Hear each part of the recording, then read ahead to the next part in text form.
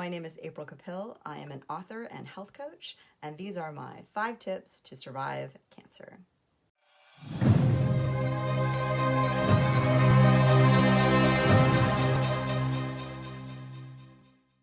I tend to shy away from language that implies cancer is a fight you can win or an enemy you can beat, because I never want a mother to believe her 5-year-old daughter that she lost to leukemia just didn't fight hard enough. I never want a son whose mother died from breast cancer to think that she was beaten by a superior opponent. Cancer is a fight, to be sure, but I believe that it's something that you survive, not something that you win or lose. That being said, here are my 5 things I think you need to survive cancer.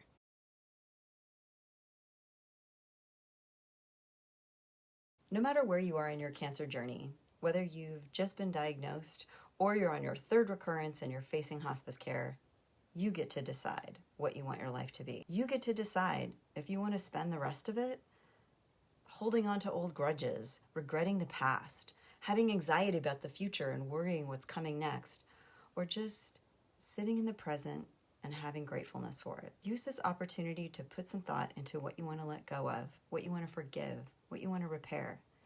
Ask yourself what you came here to do and what's truly worth prioritizing. This is your one wild and precious life, as poet Mary Oliver put it. You have to decide what you want that life to be.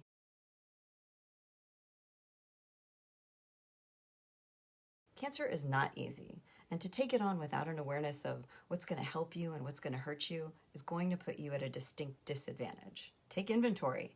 Which friends and family members are going to be there for you and which ones won't? What bad habits might it be time to let go of?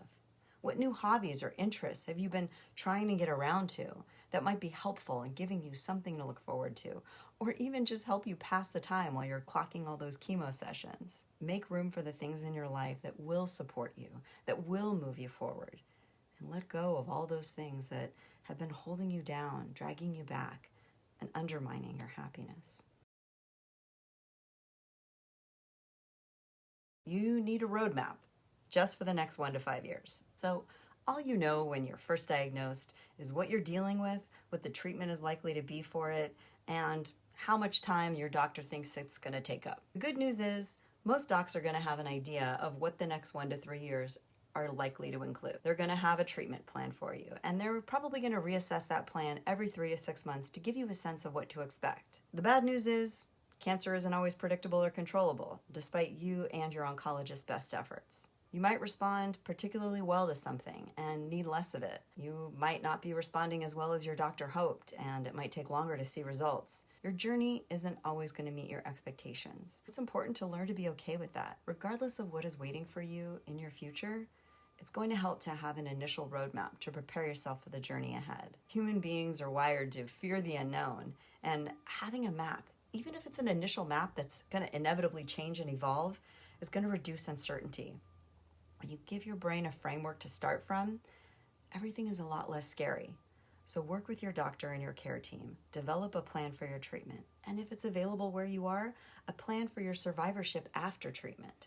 This is going to give you a set of milestones that you can look forward to.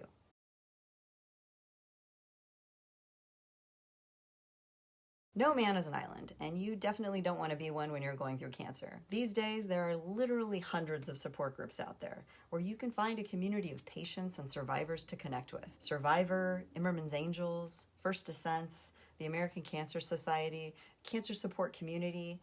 All of these organizations have helped me during my own cancer journey. They're resources that I've worked with or benefited from. Reach out to your local ACS or seek out a Facebook group in your area that you can connect with that'll allow you to meet other patients and survivors who are going through or have been through what you're facing. It's going to help you feel less alone, and it's going to put you in touch with resources that you may not even know exist. You're going to need a shoulder to lean on during those times when friends and family members might not understand what you're going through. You know, it's totally normal for someone who loves you and supports you to just not get what it feels like to have cancer. That's why you need a community who's been where you've been. And if your loved ones need their own support, there are even caregiver communities out there who can help them cope and get what they need to stay healthy.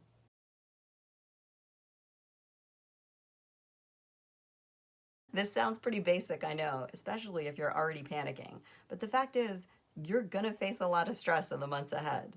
Your brain is gonna spin from it.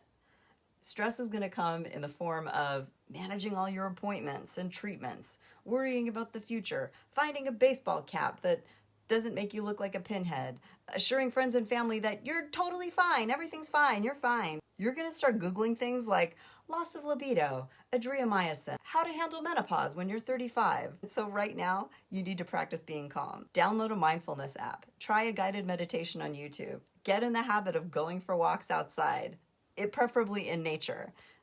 Take a yoga class. Find an herbal tea that you like. Keeping calm is going to help you carry on. So start practicing now, long before you're really going to need it.